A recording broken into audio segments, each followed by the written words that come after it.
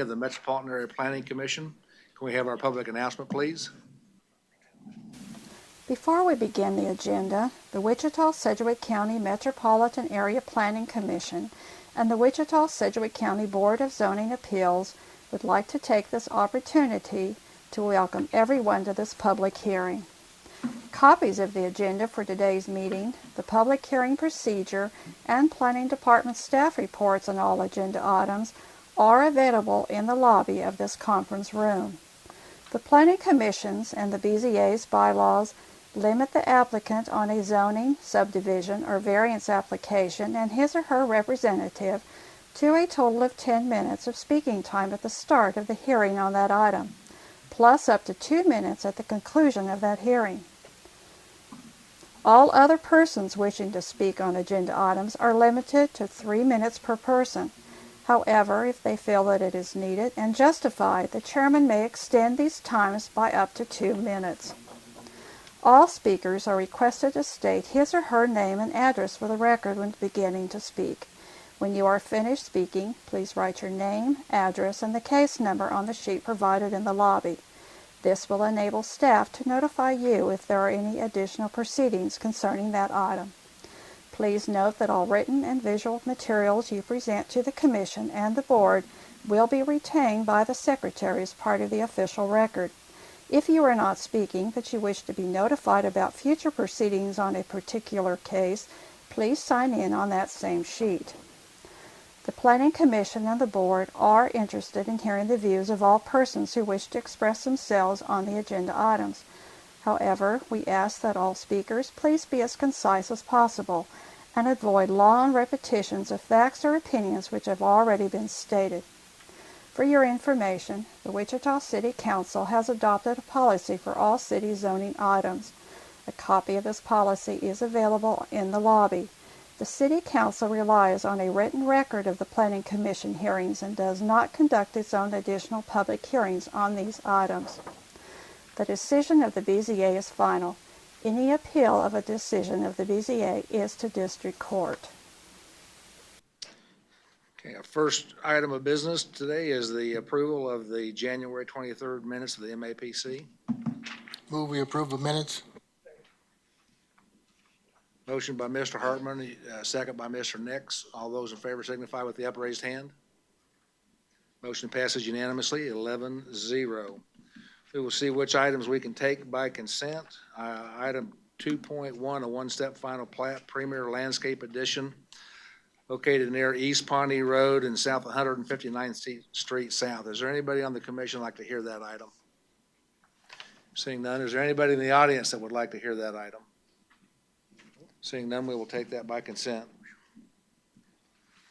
Agenda item 2.2, one-step final plat, Passageways Edition, located near west of South Seneca Street and West MacArthur Road. Anybody on the commission wish to hear that item? Anybody in the audience wish to hear that item? Seeing none, we'll take that by consent. Agenda item 2.3, one-step final plat, Copper Fox Edition, near East 63rd Street South and South Hydraulic. Anybody on the commission want to hear that item? Anybody in the audience wish to hear that item? We will take that by consent. Move we approve items 2.1, 2.2, and 2.3. Motion by Mr. Green. Second. Second by Mr. Johnson. All those in favor with the upraised hand. Motion passes unanimously, 11-0. Public hearing items. Agenda item number 3.1 has been deferred to February 20th. Public hearings. Agenda item 4.1, city zone change from SF5 single family to a planned unit development west of North Mays Road and West 21st Street North. Anybody in the commission wish to hear that item? We will hear that item. Agenda item 4.2, zone change from SF5 single family to general commercial near South Seneca Street and West 63rd Street South. Anybody on the commission wish to hear that item? Anybody in the audience wish to hear that item? We will take 4.2 by consent.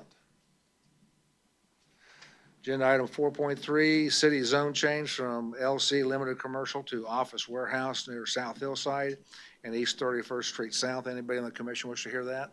Mr. Chairman, I had a staff question on that item. Okay. Anybody on the audience want to hear that item? Okay, we'll come back to that for a staff question later. Agenda item 4.4, city zone change from single-family residential to two-family residential near West 9th Street North and North McLean Boulevard. Anybody on the commission wish to hear that item? Seeing none, anybody in the audience wish to hear that item? We will hear that item. Agenda item 4.5, a city zone change from SF20 single family to general office near West 53rd Street North and North Meridian Avenue. Anybody on the commission wish to hear that? Anybody in the audience wish to hear that item? We will hear that item. So the only one that I see on consent on that one was agenda item 4.2. Is there a motion? Move to approve. Have a motion by Ms. Miles. Who was the second? Mr. Florence. All those in favor of that motion signify with the upraised hand. Motion passes unanimously at 11-0. Before we go hear the items, we'll get the question out of the way. Agenda item 4.3, zone change from light commercial to office warehouse. Mr. Foster, you want to ask your question, please? Philip, if you look at the site plan under its notes for the landscape buffer, it states required at west property line between SF5 and OA zone properties. What is OA zone property? It's probably a typo. It probably should say OW. The request for this subject property is to go from LC to OW. Okay, I just And so wanted to make sure. it probably needs, that was something I didn't catch, but thanks for catching that. We'll make sure he gets a revised site plan with that correction. That was my question. Thank you. Okay, with that question out of the way, is there a motion on that item? Take that by consent. Second. Motion by Mr. Richardson, second by Ms. Miles. All those in favor of that motion signify with the upraised hand. Agenda item 4.3 is approved 11-0. Now we will go to agenda item 4.1, zone change from SF single family to planned unit development. Go ahead, Philip.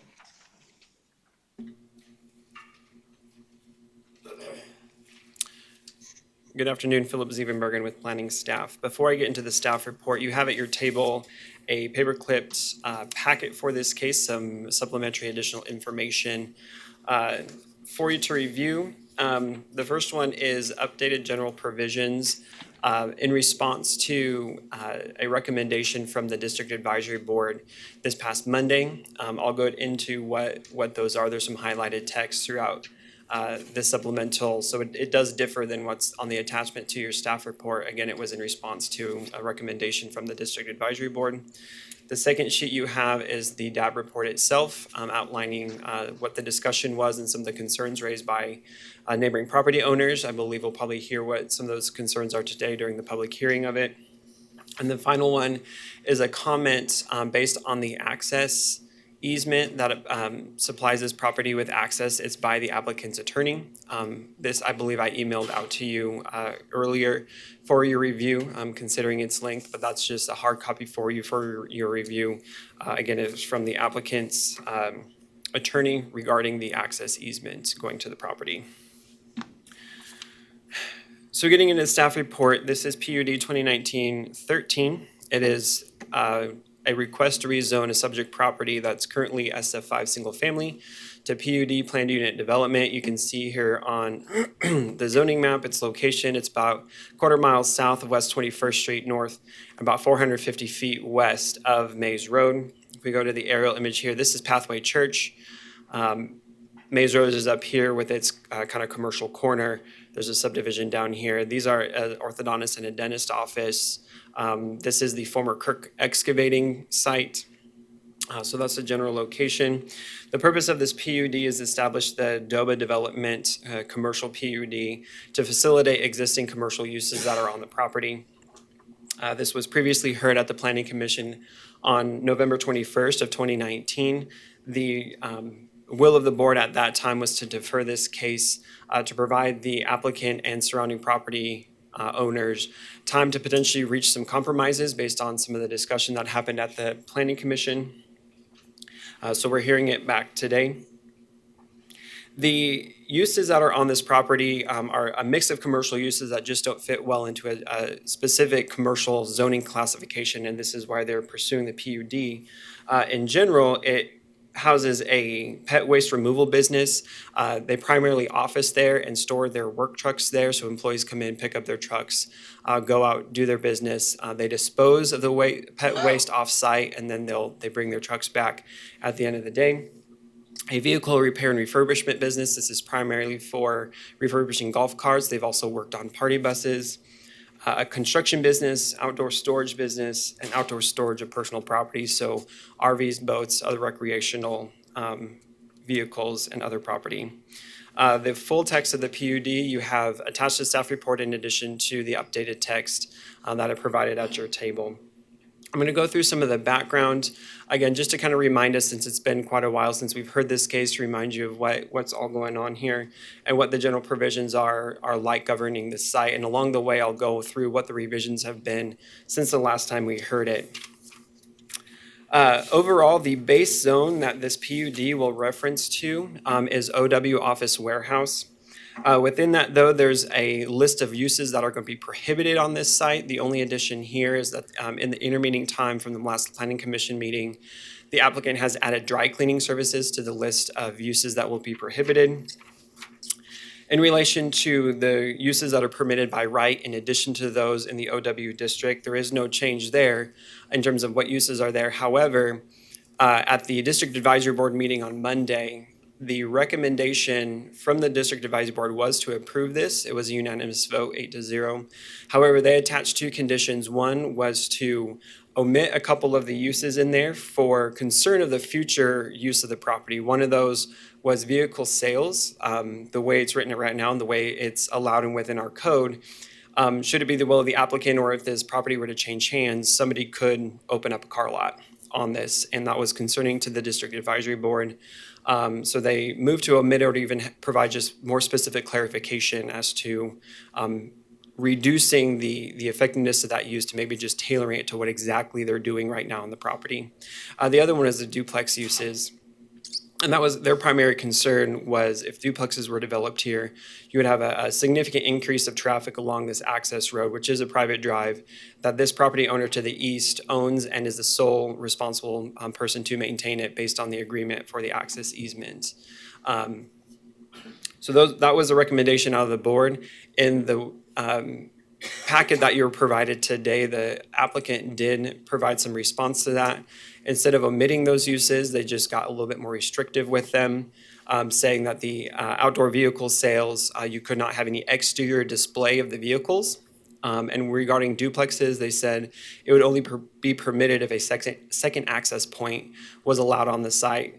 So this wasn't necessarily a specific thing that was stated in text, but you could imagine they could get permission from the Pathway Church property to have a second access point somewhere on the north or maybe here on the west side would be an example of when they could allow duplexes to be developed. So those were the responses.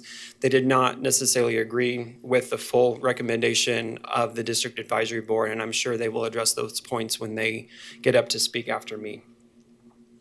Other things that were discussed at the last Planning Commission was the idea of a paint booth with the refurbishment business. They may want to do some of their own body work and painting on site instead of having it shipped off. And there was some discussion and concern about what kind of impact that would have with the residential properties nearby. In addition, the church has a daycare on the south side of the property, so there's discussion on that.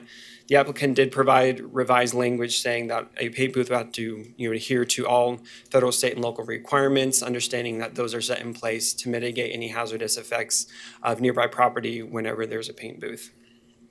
Regarding landscaping and screening, overall, the original text requires a 6-foot screening fence on all 4 sides of the property. There are portions of the property, as you're going to see in the pictures here, especially on the west side, where that 6-foot fence either doesn't exist right now or it's in disrepair and has fallen down in some locations, so that would have to be put into place. the district advisory board, part of their recommendation was to put an 8-foot fence along the south and the east property lines, knowing those are the closest to the residential properties. The applicant, in discussion with them between then and now, disagree with that as well. They'd like to maintain the 6-foot fence, but potentially just, follow the fact that there's going to be landscape screening, landscape buffers in addition to that 6-foot fence, which are already listed in the provision document. That screening overall on the south side, there's going to be a 10 to 20-foot landscape buffer with a mix of deciduous and evergreen trees spaced every 10 to 20 feet. An amended screening plan for the east, north, and west side is to have a 10-foot buffer with trees spaced every 30 feet, a mix of evergreen and deciduous. What's amended is it actually increases the amount of landscaping that's on the east side. The original text states a 40-foot spacing of the trees, and the amended language has them spaced 30 feet apart. There's a standard lighting language in terms of the restrictions on height and shielding to avoid light pollution.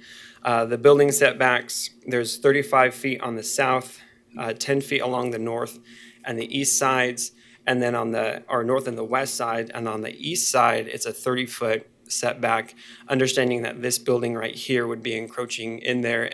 Staff is aware of that, staff understands that, and that would be the sole exemption from that setback. Any new buildings built in the future would have to adhere to the setback. There'd be no outdoor speaker systems permitted. Building signage are limited to no more than 10 feet off the ground, and they're not able to have any internal backlit illumination. There's no electronic display signs allowed. There's architectural restrictions, making sure that everything has a cohesive development and looks next to or near in character with buildings that are on the site. And a drainage plan would have to be submitted to the City of Wichita for review. One other piece of clarification with this is that this property does not have to be platted in order for this zoning to be perfected. However, if they would like to build an additional building on the site and seek a building permit, it would have to be platted at that time before they would get a building permit. So that's kind of the overall thing. I believe I captured where we kind of been, what the revisions are up to this point in time. A couple clarifications or just review. At the Planning Commission in November, the members of the public spoke with concern of noise, odor, and compatibility of uses. One of the chief concerns was the traffic on the access drive, not only the amount and the potential future maintenance of it, knowing the property owner to the east bears a sole responsibility for maintaining it at this point. But also there was an indication, there was a specific incident cited where the gate to the property was not able to be opened. There was nobody that opened there, and traffic had backed up along the property, basically landlocking this property, and the owner, nobody in the household could get out or in from the property because there was cars backed up. Regarding the gate, there is no new language in the PUD document addressing the concerns about the gate. However, the applicant has installed an automated gate since the last Planning Commission as an attempt to mitigate any of those future issues where now people are issued a code, they can go to the gate, they can punch in the code, and the gate will open automatically for them. I have spoken to the property owners at east saying that they have had an instance where either the code was changed or this person wasn't issued a code and that they were parking in the neighbor's driveway. So it's not necessarily a perfect compromise here, but the applicant is hoping that that was something that they could mitigate some of that traffic issue on the driveway. I'm going to spend just a small little note on this third paragraph here related to the possible error on the zoning map back in 2006. One of the city council proceedings for a previous zone change request mentioned that there was a misunderstanding or a misconception that somebody was of the understanding based on an error out of the zoning map that this property was zoned GC, general commercial, based on a map from 2000.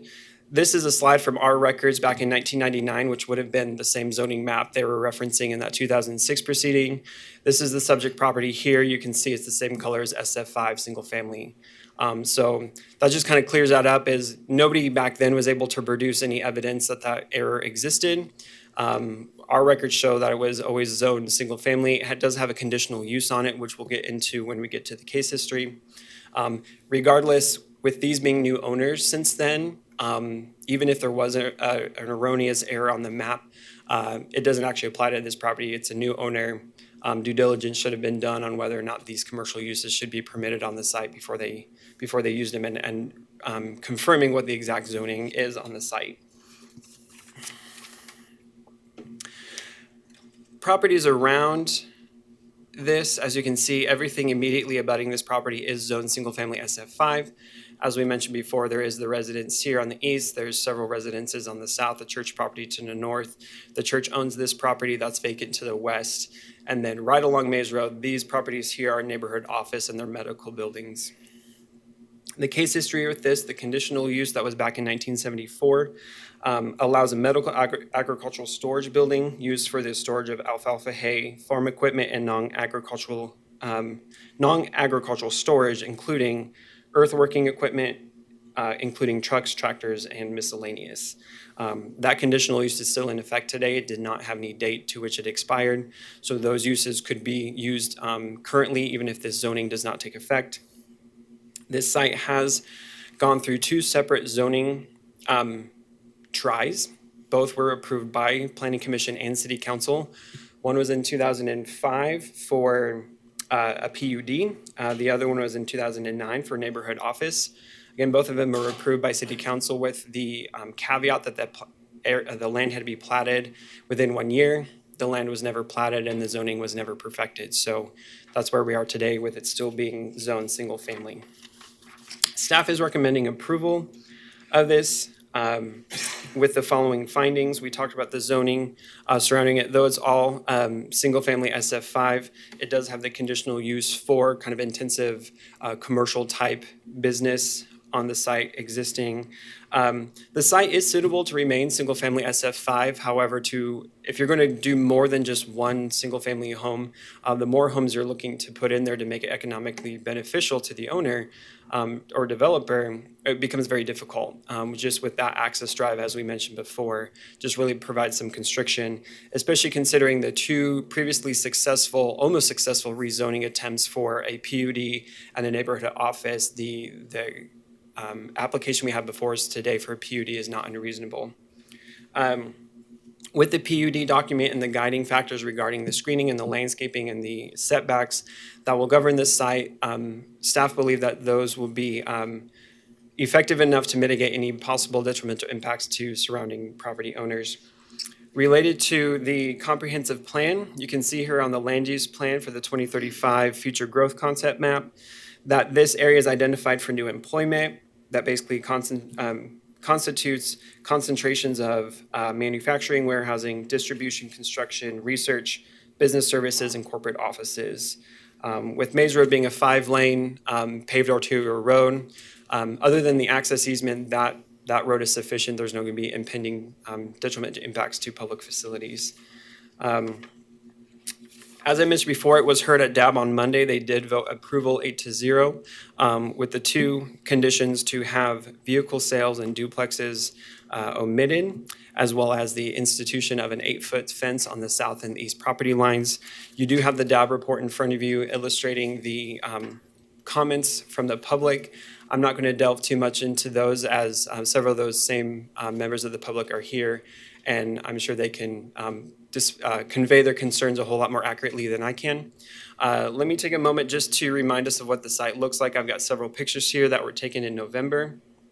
This is at the entrance gate looking to the northwest. This is an office building. This is a building where I believe they do the refurbishment of the golf carts and buses. This is at the access gate looking due north. This is the property owner to the east. Coincidentally, this house actually used to be part of the whole property. It was actually split off and sold a couple decades ago. So this is that east property line. You can see here the screening fence stops and there's chain link after that. That would have to be amended and created into a screening fence in order for this zoning to be effective. Here I'm on the southwest corner of the property line looking to the northeast. There's the office building. This is that building I referenced related to the golf carts. This is where some of the personal property is stored. You can see some RVs and boats in there. This is looking to the south property line. As you can see, there's some holes and the screening fence there that would have to be fixed. I believe it's the will of the applicant to probably just put a brand new fence up. Just with the age of the fence and its condition, it would just be more effective to put a brand new fence up anyway. I'm on the church property in this drive looking to the southwest. This is that storage building with the personal vehicles. This is that vacant land that the church owns. Back on property looking to the east, that's that portion of the fence that does not meet code right now if it were to be a commercial property. And this is looking due east along the access drive towards Mays Road. You can see that it is gravel. For the majority of it, I think once you get closer to the medical offices, there is some pavement at that point. Back outside of the property, this is the west property line looking at it again. There's some current landscaping there that would have to be beefed up and with the addition of a screening fence. Looking due north at the church property and looking more towards the west, you can obviously see through the west property line, and that fence would have to be upgraded to a solid screening fence. Just more shots around the property of the vehicles that are currently stored on site. And with that, I can stand for any staff questions you have. Any questions for staff? Mr. Richardson? Couple of questions, Philip. Is the staff recommending approval based on the revised PUD submitted by the applicant with the 6-foot fencing and the changes that they've made? Is that Yes, our recommendation does not take into consideration the recommendation from the district advisory board, since that just happened. We were submitted the revised documentation with the highlights you have in yellow. Those were the revisions that we received, and that's what is attached to the back of your staff report. Our recommendation is based off of what we received from the applicant and not anything in relation to what the district advisory board has amended since. It also includes what's in green, which is about the access for the duplexes? No, it does not. That is language that was added after the district advisory board. But you're okay with that language, I would assume? Yes. Yeah. The next question is, if this were strictly office warehouse zoning, what would the screening requirements be? Very similar. I mean, you would have commercial property next to residentially zoned property, so they would have to comply with the landscape ordinance.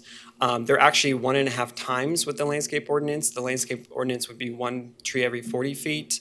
For the landscape buffer, the screening requirement would be a 6 to 8 foot, either solid screening fence, which could be wood, could be masonry wall, just a fence that's solid screening. I thought that I had read in the office warehouse where anything stored on site would have to be hidden from view. From ground level view or from the By street. ground So level they can have view. some outdoor storage, yes, but as long as it's hidden from ground level view from all property lines, as well as any entrance into the street.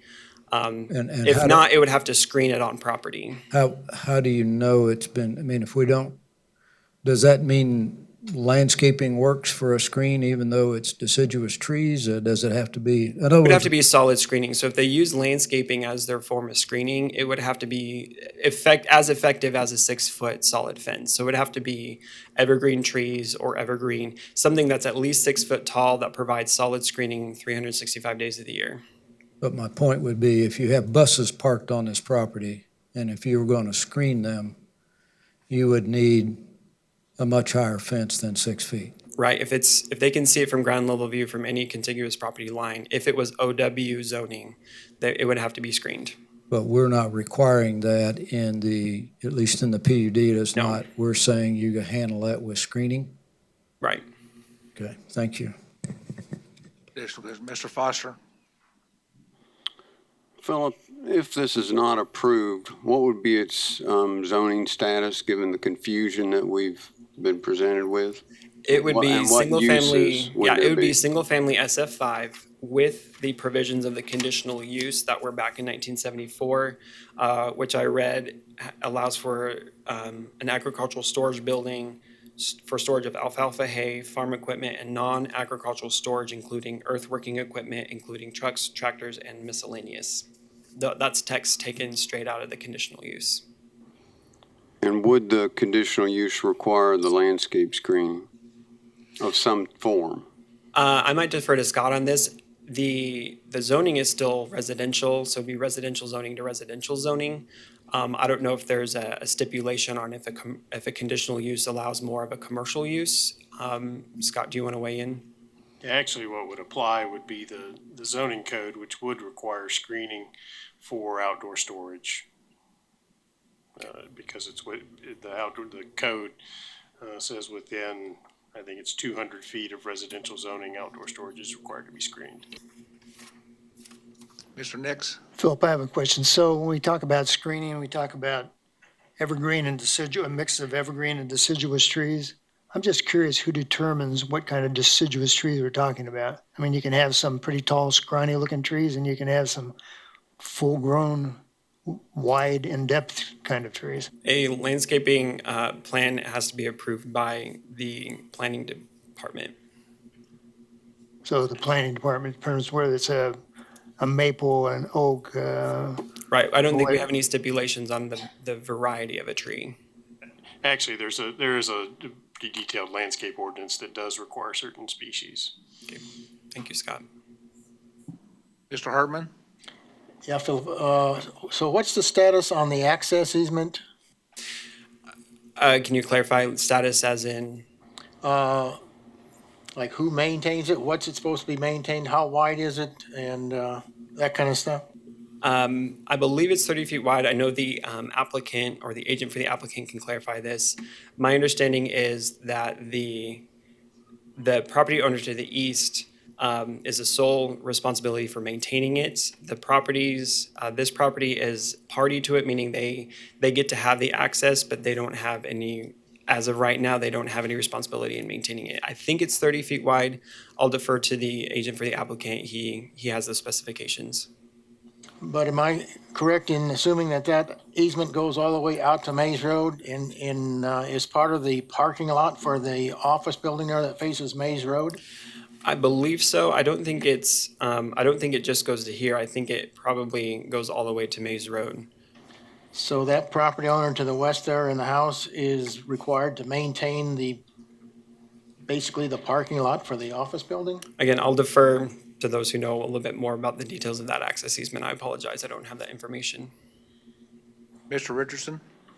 Philip, I think the other thing about the easement, as I read it, there were no restrictions as to the type of use to which it could be put. I think it was simply an easement, and at the time, at one time, Mr.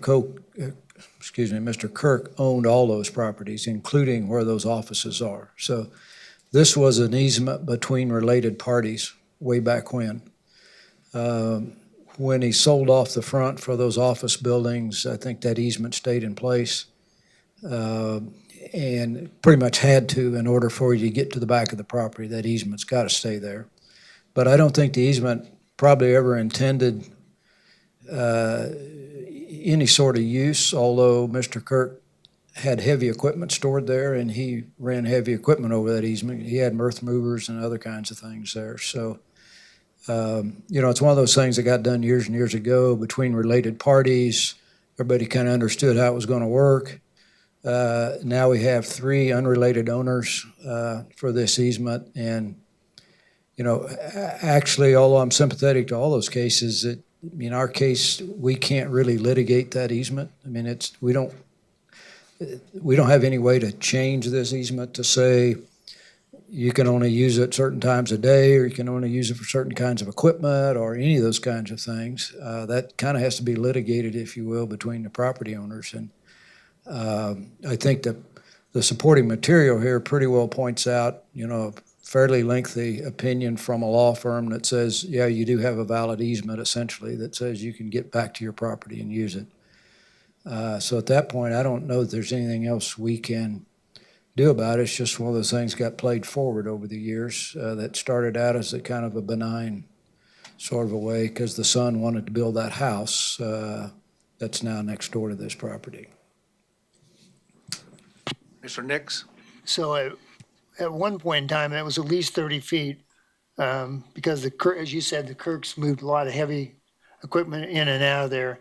the thing's not 30 feet now. I don't know how it I got think the squeezed easement is down, 30 but feet. I think the drive is smaller than 30 feet. So you Yeah. have a 30-foot easement, but the actual drive lane is Oh. smaller than that. okay. If there's no additional questions for staff, we'll ask the agent or applicant to come forward, and they will have 10 minutes. State your name and address for the record, please.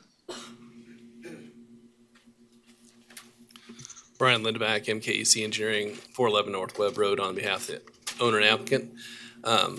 Given the complexity of this case, I'm anticipating we're going to need additional time, but I'll let you, maybe address that at the appropriate time. I do have the owner here. He would like to make a few statements prior to me presenting a bit of a presentation here. Thank you. My name is Jason Bayless. I am the property owner. My business partner Nathan and I purchased the property in 2017 to use for our personal enjoyment and to service our small businesses. We store some of our recreational items, including motorcycles and golf carts, in the building. I like to use the shop to change the oil in my family cars and perform routine maintenance when necessary.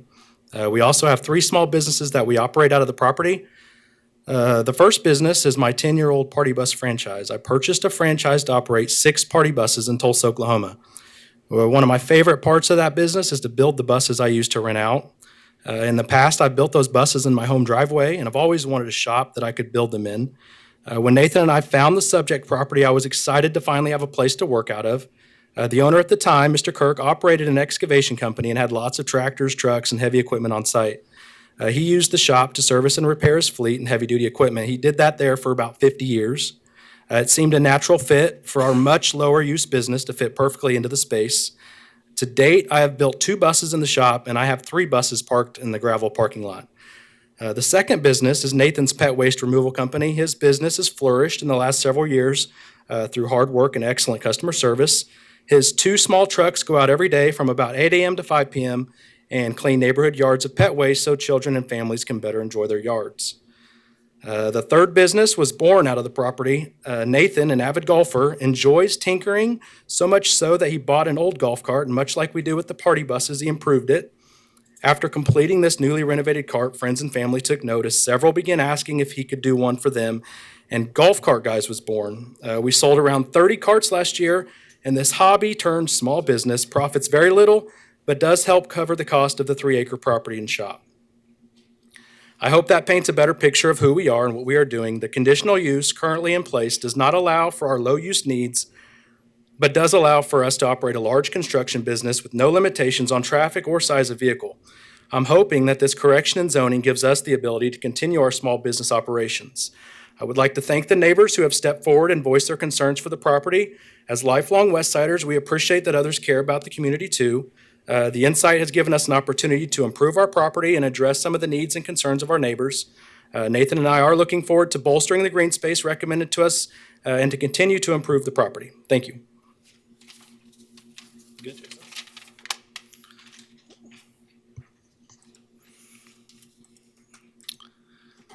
I think everybody's seen the property, understands it. Probably one thing I'll mention is that, obviously, I think everybody knows this, if you read through the history, that all this property was owned by the Kirks at one point in time, and the city has developed around them. And in fact, they were annexed in 1999. This property, the subject property, has never functioned as a residential property ever. It's always been either a field for agricultural use way before they used it, and then it was used for their business. So I think that's an important point to note is everybody bought their residences with this property in the back, and it's just continued to develop around it. I think that's an important thing to note. That the access easement is 30 feet wide. It's shown here. It was in place since the 70s. This property was then sold to an individual. Whether they're family or not, I don't get into those details. I know it was sold to a different individual, and at that time, it was granted that there would be access through this property for the business, and also that this residence would have to maintain it. I do have Robert Smith with Folston Siefkin here. He will answer any question you have regarding the access easement and its details. I'm not going to get into the details of it. I think he's better suited for that. I've already talked to you a little bit about the history, and just some dates to note. That the first access easement was granted in 1986. Later on, the excavation business owned that property to the east. Of course, property was developed around it in the 90s. It became annexed in the city of Wichita in 1999. I think most everybody knows that when you become annexed, you get single-family zoning by default. Of course, that conditional use was on the property prior to annexation. The property at the front was developed with offices in the early 2000s. Of course, the church was built just right to the north in the early 2000s. I think staff did a great job of explaining the case. We are in favor of staff approval. We are in favor of the staff report. Appreciate the comments that was made about the zone change. I think that is very relevant, just knowing that we've been through here in the past, and we're trying to rectify the past problems by actually getting this zoned properly for the future use of this property. I think we've all heard what businesses go on there, and we intend to keep that low impact with how this property is operated. One thing to note is that we've got cameras on the site, and that for security purposes, and we've monitored it over the past few months, and we've averaged 8.6 trips per day in and out of the property, and I think that just speaks volumes of the fact that there is such a low volume access to the site. So DAB, we've got these PUD provisions. Everybody knows that the provisions are there to protect the neighboring properties and to allow for orderly development in the city. We've heard the DAB, and we've limited the very northern part. I'll show you a slide on the next slide, which is we've limited the northern part to less than an acre of equipment sales, and we're not going to do retail sales in that area. Certainly, we're in the business of selling golf carts, so we can't just explicitly say we're not going to sell vehicles, and we're in the explicit business of rehabbing buses. So it's difficult for us to say we can't do that, but what we are willing to say is that we're not going to have outdoor sales of any kind of lots or anything like that. So that's what we've done here. We heard the concerns about the duplex. We thought it was reasonable to prohibit duplexes in the event that a secondary access is gained. I think that's reasonable, and it just definitely preserves the development options in keeping with the residential components around it. Landscape obviously is critical. Trees grow taller than fences. A fence is 6 foot to 8 foot. A tree will grow much, much taller than that. We're intending to put roughly 40 to 50 trees on this site as a landscape buffer. That's what this means, the 1.5. That's a significant number of trees for anybody. Those trees will go taller. They're going to screen the property, not just at the 6 foot level, not just at the 8 foot level, but beyond that. So as you can see, we've got all these other restrictions. I think those are all very important restrictions. I think it's very also important to note that the site has no access visibility-wise to the arterial street. It's very hidden. That's good in certain aspects for this type of zoning. It does not have signage on Mays Road. So to me, you think about, well, you're going to run some sort of retail, car sales out of here. You're not going to. It's not practical. This is the area that we're talking about of restricting outdoor use operations. It's a very significant area reduction. As you can see, there's some existing trees on the, hopefully that shows up on there. There's some existing trees out there. We're going to bolster that and increase that landscape buffer.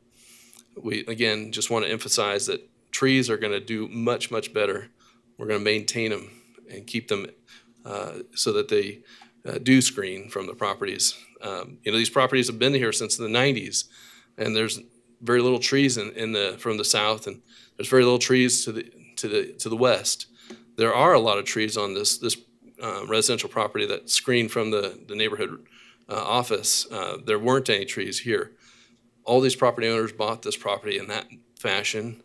I just want to make it known that we're going to increase the landscape and make it beautiful from that perspective. we aren't wanting to do residential here, but I think it's important to visualize and contemplate what that would look like from an access standpoint.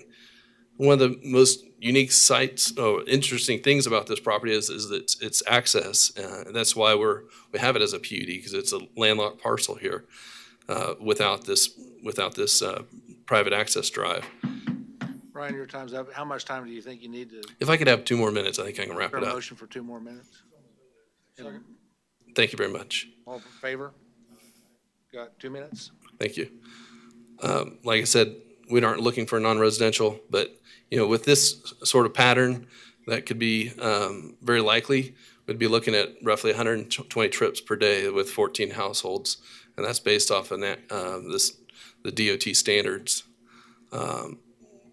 I think it's really important to acknowledge that there are existing conditional use, and we think that this use with this PUD would be a better use and a better fit for the neighboring properties. I've just reiterated these photos. Here's the site. It is a 30-foot easement across the southern 30 feet. There is, shows multiple cars on the residence next door, and their access drive to the south, to the north here along their property line. There's, of course, the business. You've seen those photos. I'll switch back here. This is the new gate that was installed. These are some of the things we've heard from the neighbors. I would like to mention that I've contacted the adjacent owner a number of times, at least a half a dozen, if not more, left messages, persistently trying to get a hold of them since our meeting, and they've refused to meet with us. These are some filling that was done in the driveway by our client, some additional signage, of course the keypad. And I think the main thing I want to emphasize here is just that these are going to be enforceable rules on the property, and it's going to be very compatible with the neighborhood, given the new provisions that are in place. I just think there's a unique parcel of land, and it requires a unique solution. And I think this is should be an approval. Lastly, I think if we don't approve this, we're asking these businesses to vacate, and it'll be forced to go back to what it was. Questions for the agent? Mr. Hartman?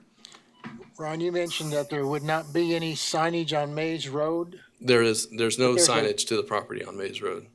I believe there's a Kirk Excavating sign that you can see as you go down Mays Road. Yeah, we don't have the ability to change that out.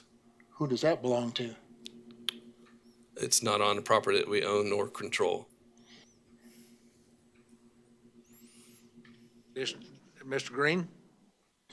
Yeah, can you explain the electronic gate that they have at the entrance into that property? And I guess there were some concerns that the code was not known, or there were some issues with that. Do you have any? Yeah, I mean, they have a code system, and Jason, he's available here if you want to ask him specific questions about the code system. I don't know if it perhaps could even be opened with a garage door opener.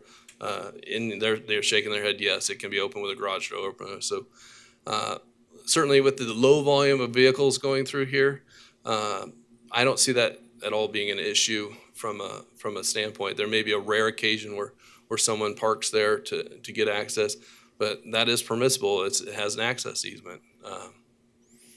I just know that that was one of the main concerns that was brought to us the last time, was that they weren't able to get out. They weren't able to, my voice isn't able to get out either.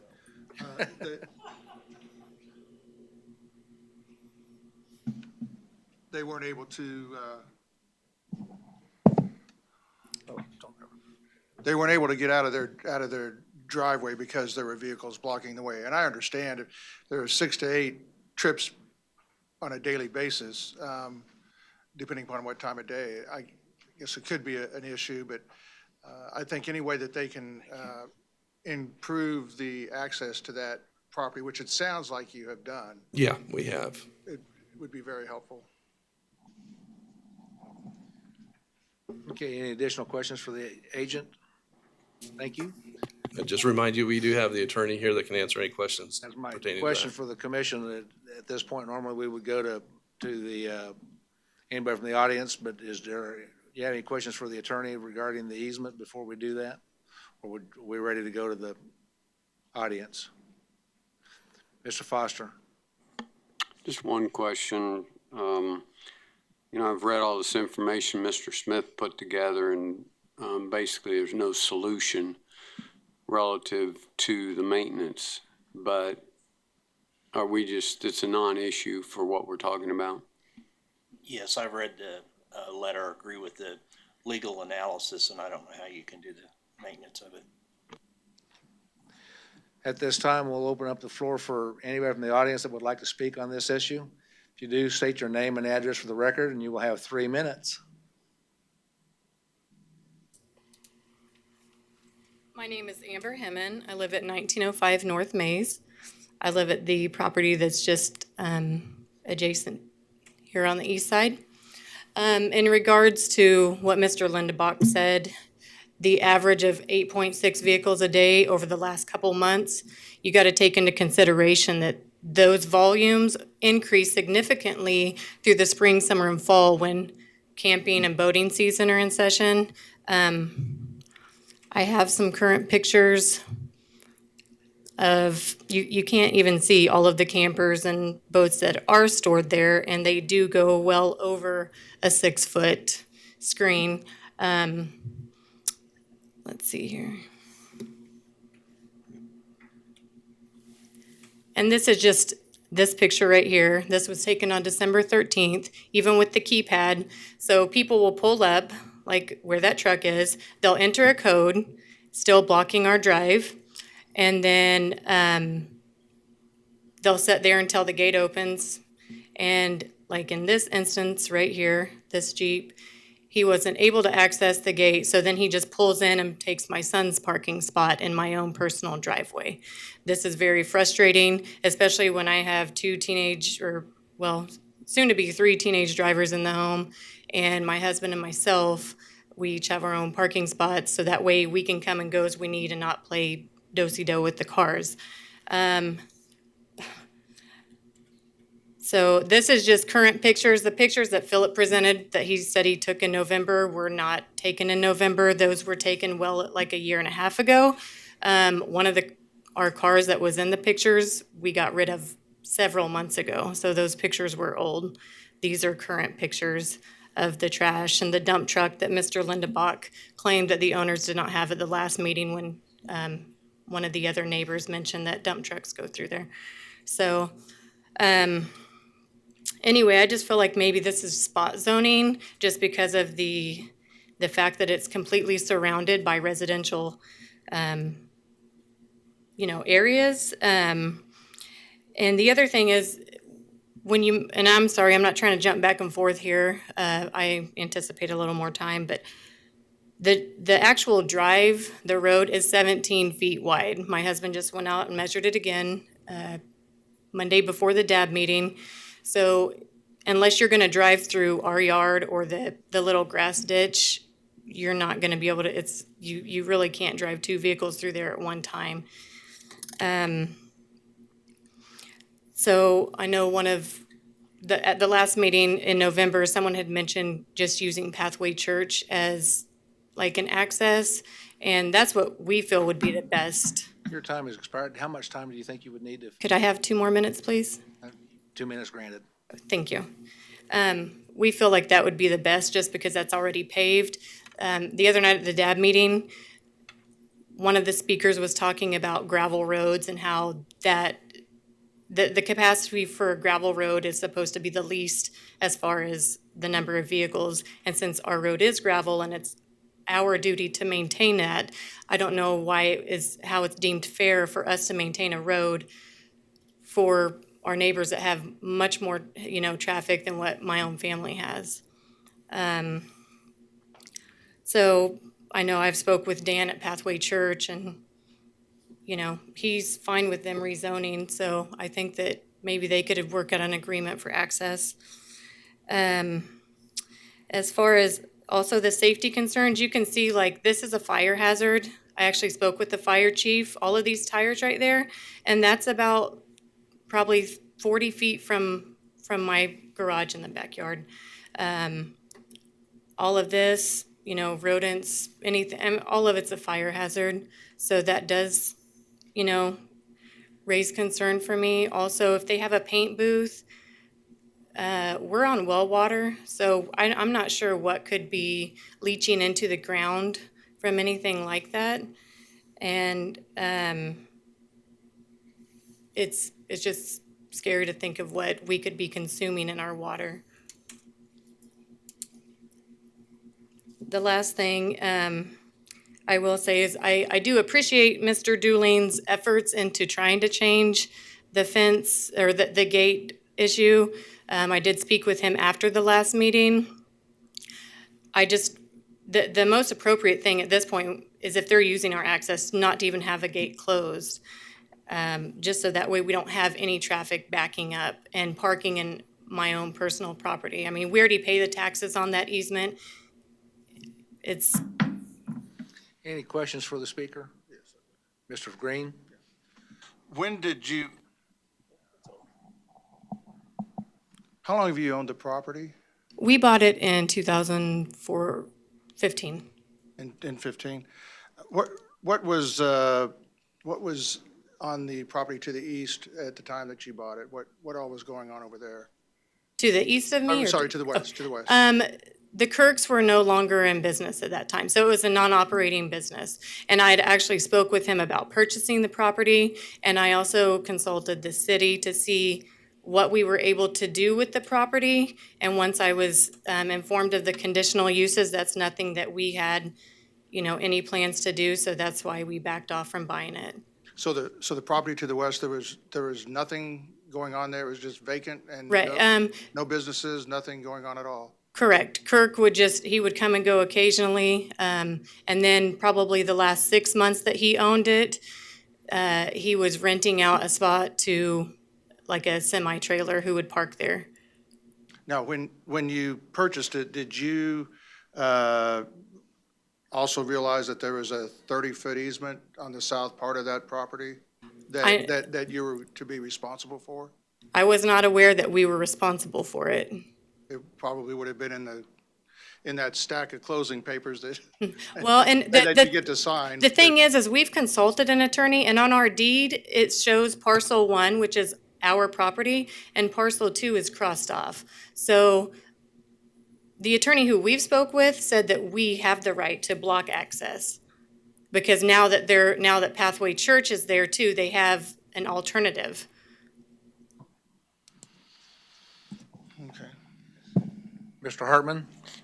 When you moved in, were the office buildings constructed to the east of your house? Yes. Okay.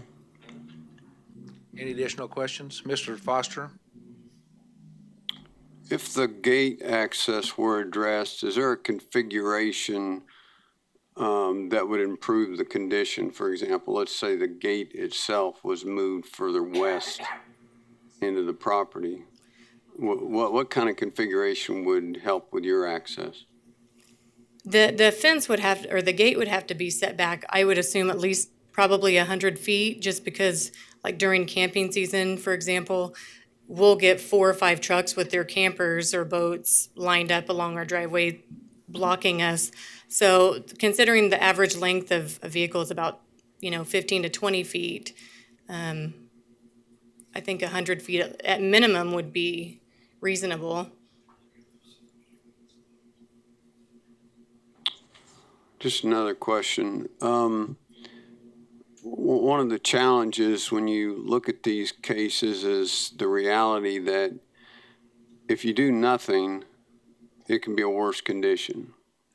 So my question is, given the PUD application here, I'm thinking of the landscape buffering and restriction of the uses.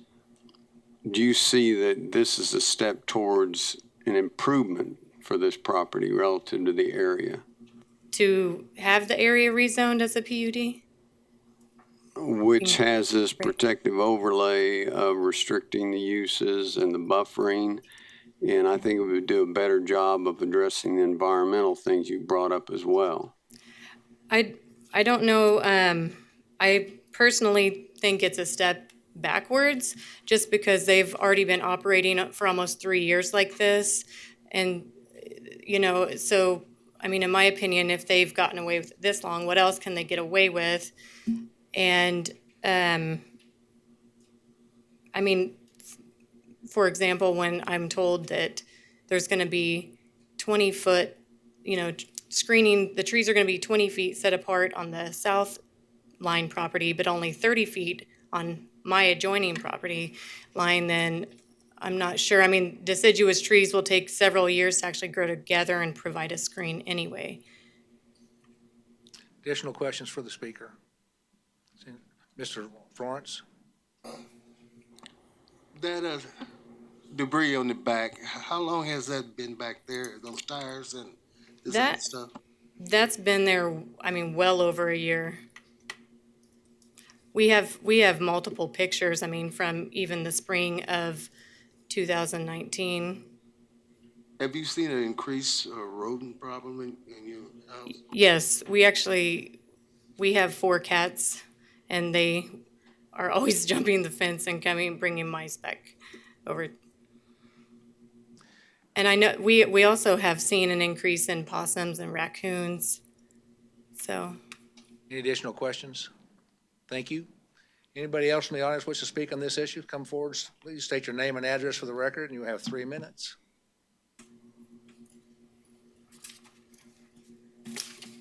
I also had pictures. I'm not sure how to. We're back. Okay. Good afternoon. My name is Mary Taylor, and I'm this property that the mouse is pointing at to the south. Your address, please. It's 1872 North Lark Circle. Thank you. We bought the property in 2006. At that time, Kirk Excavating was behind us, and that was one of my concerns that I called the city about. At that time, I was told the zoning was residential, with the exception that Kirk had been grandfathered in so that their business could continue to operate, or a business exactly like theirs. Since the property has changed over, there's been a definite change in the neighborhood. I never had any problems with Kirk Excavating, never had a call about a complaint, because they would take care of their property and their things. This is a picture of the fencing that's been down for years. It was actually on our property for over 6 months. The 2 panels had fallen. So we're talking 12 feet of fencing. So it's a very obvious thing. This is the obnoxious weeds that are allowed to grow. We've seen an increase in fleas, rodents, possums, all the animals that Amber talked about. More pictures of the weeds.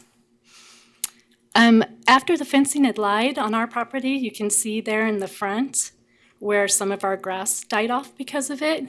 My husband finally had to move it, and so he propped it up, trying to make it more obvious for him, hey, there's still some fencing here. And again, just more pictures of all the weeds. They actually grow so tall, you can see it clearly from our backyard. They grow into our yard, and there you can see the property line with them in back. So they say integrity can be measured by what you're doing when no one's watching. When no one's been watching, this is what's been going on for years. As I mentioned, since they've taken over ownership, there's people coming and going all hours of the day, noise all hours of the day. Golf cart racing is taking place back here. It's a golf cart track. Fleas, rodents, all sorts of animals running into our yards. The owners have ignored multiple times. I've tried to contact them to help rectify this. The first time I heard from them was Monday, after Monday's hearing. And then all of a sudden they wanted to play nice and be friends. I just ask you to think about, How much time do you need? I believe I only need another minute. 1 minute. Go. Okay. Another thing, my husband does have COPD. There's neighborhood daycares, and there's also children that often play in this area. So a lot of the PUD and the openness of that zoning scares us, and the health conditions that may come because of that. I'm just asking you all to think about these pictures you've been shown. Would you want this to be your neighbors? We're not asking for anything new. We're asking to actually correct a wrong that's been allowed to continue for 3 years. They've been operating illegally as businesses. It should remain its original zoning. Any questions for the speaker? Thank you for your time. Mr. Richardson? When were those pictures taken that you've shown us there? These were from the spring of this year, but it's been this way the summer before also, and I have a phone here, older phone, I could bring them up and show you. Thank you. Any additional questions? Seeing none, thank you. Anybody else in the audience wish to speak on this issue? State your name and address for the record, please, and you will have 3 minutes. Please, yeah, wait a second. Thank you. Dan Dorflinger, I'm the facility director for Pathway Church, the adjoining property to the north and the west. I'd just like to state a couple of things regarding this property. We have been in communication with Nathan. We talked to him when he did move in next door and bought the adjoining property. He has been responsive to requests that we've had. I think it was Mr. Foster who had asked about a steps towards improvement. And I would say that this PUD, in our opinion, would be a step towards improvement. When Kirk Excavating did own the property, it was kind of that lull in between when he stopped practicing and before he sold the business to Nathan. There was a pretty good chunk of time there where the property was definitely in disarray. The fence that you saw in some of those pictures to the north of this property, which is adjoining our property, the fence was in total disrepair, and at our expense, Pathway Church actually replaced that fence on our own dime just because we needed a buffer between us and them. So to have that fence taken over by another property that would keep it up would be in our favor. We have talked to them about a possible height increase on that fence. At this time, the fence is not in disrepair. It is in good shape, so we are okay with leaving it as is. And I've talked to Nathan, the owner, about increasing the height of that fence if needed to be replaced in the future. They've been very responsive to the requests that we have made, as you can see in the changes they've made to the PUD in terms of the landscaping buffer, the fencing to the west side. I'm trying to think. Yeah, so I would say as far as a step of improvement, it is definitely a step of improvement to approve this PUD and move forward. And I think it would be in our best interest as the church as well. I think that's all that we have to say about that. Any questions? Any questions for the speaker? Mr. Hartman? Yes, have you had any discussions with the property owner about providing access from your drive into the property? We have. That we have not ruled that out as a possibility in the future. Currently, in our given situation, we're not ready or willing to do that, but in the future, that may be there may be an opportunity for that. Would the church ever be possibly would they possibly purchase that property for maybe some church housing?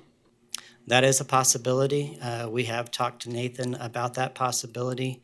If we determine we do want to develop that property to the west of that property. Mr. Richardson? No? Okay. Any other questions for the speaker? Seeing none, thank you, sir. Anybody else in the audience wish to speak on this issue?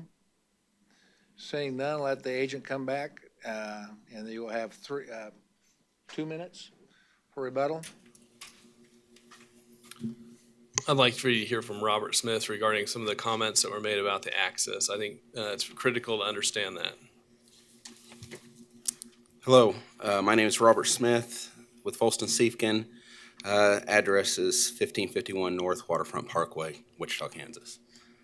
So I just want to address quickly some of the comments that were made regarding the access and the parking of vehicles on it. And I think there was two different kind of parking scenarios that were thrown out there. One would be the parking of vehicles temporarily on that 30-foot access easement, which I know the road's less than that, but they can park on that 30-foot access easement temporarily while they're making use of the access easement, which would be opening, closing the door. It wouldn't be parking there for, a day, but while the easement grants are generally read to allow you to make whatever reasonable uses that are needed to enjoy your easement that you've been granted, which would include being able to get out and open and shut a door. It would not include any right to park anywhere off of that 30-foot easement area. So that wasn't addressed, but it was mentioned, and it sounded like that may have been off the 30-foot. And then, that's something that I'm sure that they will be more than happy to address to try and stop from happening. The only other kind of comment, feeding off of I'll do it quick. Is that the easement that she referenced on their deed that was X'd out actually isn't to our property. It was their easement to the grant's easement and access to their property over the offices. So if that's invalid, it would be a problem for their access, not for ours. Is that enough time, or you need one more minute? That's all the time I need to address the items I was going to talk about, but I'm sure Brian, I'll give you another minute. Thank you very much. I think, just to recap, with regard to screening and fencing, our client has been out there and repaired that fence that was displayed earlier as of, I think, within yesterday. So I think there's also some miscommunication that occurred. While it may seem funny to some people, it doesn't sound like there was actual contact ever made between the two parties. So when you leave messages for Kirk Excavating or other businesses that aren't related to this property, you can't claim that you try to get a hold of them because you called the wrong number. So you can't say that. So I think it's important to understand that, physically going over and talking to your neighbor is important. But yes, we are in agreement to increase the landscaping on this property with approval and to rehab that fence and maintain it appropriately. Thank you, Brian. Any questions for Brian? Mr. Richardson? I need to disclose I've had ex parte communication on this. Brian, would your client be willing to inset the opening into his property, inset that fence, that gate by, say, 50 feet, where people could park there on his own property while they're waiting to get in? I would have to ask them, but I don't think, practically speaking, I think they have multiple garage door openers for that gate and they've got a key card system. To me, I think we're doing prudent things here to improve that situation. Certainly there's going to be case scenarios where it's not ideal, but I don't think, if I would read them correctly, I wouldn't necessarily think that would be appropriate. We've got access rights to her land. I think that's what, we need to exercise our access rights. Well, yeah, I understand that, but if we're going to have retail sales here of golf carts and other things, it's just going to happen that people are going to show up there wanting in that gate and they can't get in for whatever reason. And, they don't know that the access is limited to 30 feet, so they could easily park. Looks like a compromise here is to simply inset that gate by 50 feet. If you got people showing up with cars and boat trailers, that stuff just happens. I get back from Table Rock Lake, it's 3 o'clock in the morning. I'm liable just to leave it there and come back if I'm trying to put my boat there. And so, that's a question that I have if your client would be willing to do that. And I guess your answer is no. Well, I can certainly bring them up here and ask them directly, but to me, I think they have legal access rights.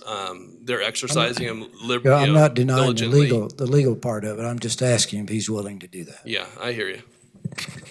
Mr. Johnson? Yeah, how does a car that comes up there, how do they turn around to get back out if the gate's locked? They enter the structure. Everybody that's coming in and out of property that has legal rights to that property has knowledge of the key code as well as the clickers to get in and out of the property.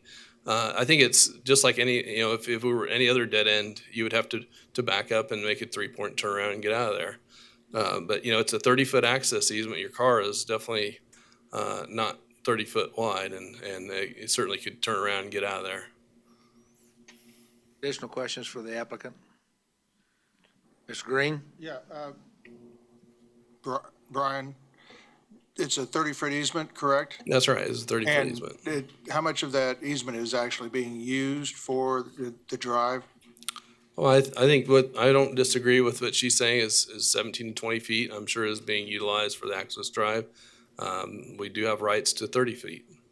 So technically, that access could be 12 to 15 feet wider. Precisely. Which would eliminate all the issues that we're seeing with the use of that access road. It would also reduce potentially use of her property that she's enjoying now. Additional questions for the applicant? Thank you. Bring it back to the commission for discussion, recommendations. I've got some discussions. Mr. Hartman.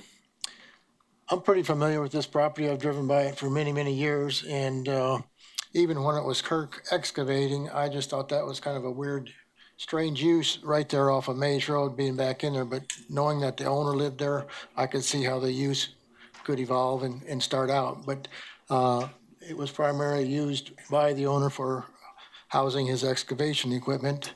And now we're looking at several different types of commercial uses here with terrible access.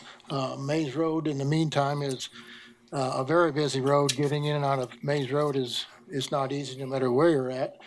And I just think a commercial property here in the middle of residential zoning just does not make sense in this case, even though it was an existing use and it may just sit there for a while. But I think in the long run, I think this could possibly be used for some housing that the church might be able to make advantage of. So I'm going to be voting against it. I'm going to take a opposite side of that. Frustration that I've always had with properties that have been zoned and used agriculturally and cities grow up around them and take them in, that everything automatically comes in as single family when that's not what it is. This property has been used in some method other than single family for forever.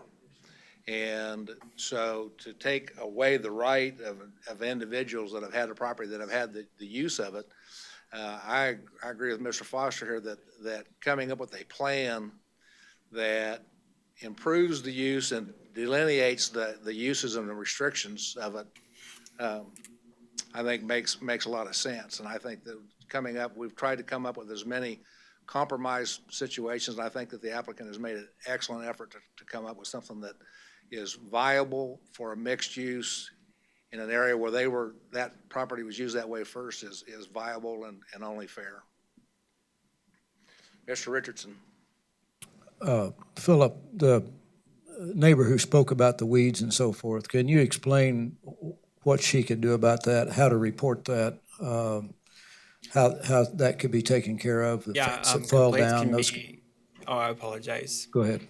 Complaints can be submitted to, I believe it's, I'm blanking on the name. It's neighborhood control or something like that. But we can definitely resource her with the proper contact information to how to report noxious weeds and other nuisance complaints of that kind. That'd be helpful for her to know. She has a right to report that.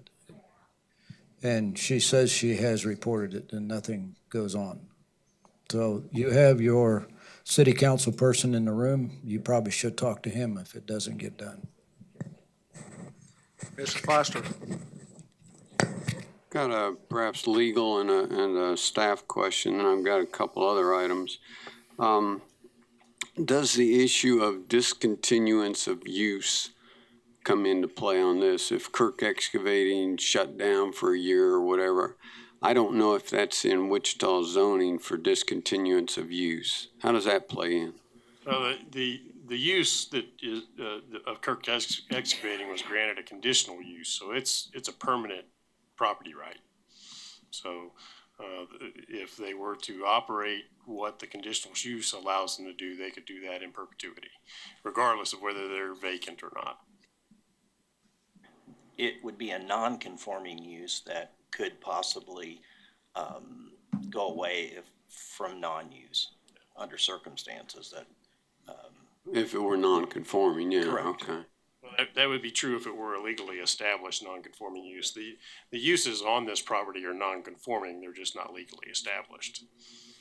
Okay, now, please continue on your thought, and this is another question is, if we do nothing, we disapprove this, what uses and activities are gonna be allowed to continue? It'll be the uses that are permitted by right in the SF5